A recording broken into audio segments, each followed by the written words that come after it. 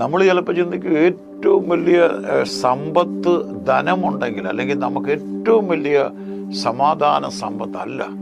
ധനം വേണം നമ്മുടെ ആവശ്യങ്ങൾക്ക്. അത് ഏറ്റവും വലുത് എന്താണെന്ന് ചോദിച്ചാൽ നമ്മുടെ അകത്തുള്ളൊരു സമാധാനം, ഉള്ളിലൊരു പീസ്.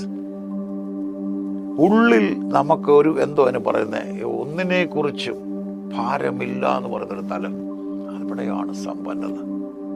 അതായത് നമ്മുടെ ഒരു ക്ലിയർ മൈൻഡ് നമ്മൾ ചിന്തിക്കുമ്പോൾ ആരോടും നമുക്കൊരു പ്രയാസമില്ല. നമ്മളോട് ദ്രോഹിക്കുന്നവർ കാണും, നമ്മളോട് എതിർക്കുന്നവർ കാണും, നമ്മളെ മുറിവേൽപ്പിക്കുന്നവർ കാണും. പക്ഷെ അവരെല്ലാം വിട്ടയച്ച് ഒരു ക്ഷമയുടെ ഒരു തലത്തിലേക്ക് നിന്നുകൊണ്ട് ആ ഒരു സമാധാനം നിങ്ങൾക്കൊരു ദിവസം ഫീൽ ചെയ്യുന്നുണ്ടെങ്കിൽ നിങ്ങളെപ്പോലെ സമ്പന്നരായിട്ട് ആരുമില്ല. പക്ഷെ നിങ്ങൾക്ക് എല്ലാം ഉണ്ട്. പക്ഷേ തിരമാലകളാൽ ഉലയുന്ന ഒരു പടക് പോലെ, അല്ലെ ഇതുപോലെ കാറ്റുകൊണ്ട് ഉലയുന്ന തിരമാല പോലെ ആടി ഉലയുന്ന ഒരു മനസ്സാണെങ്കിൽ നിങ്ങൾ ഹെൽത്തി അല്ല. അവിടെയാണ് ദൈവം തരുന്ന സമാധാനം.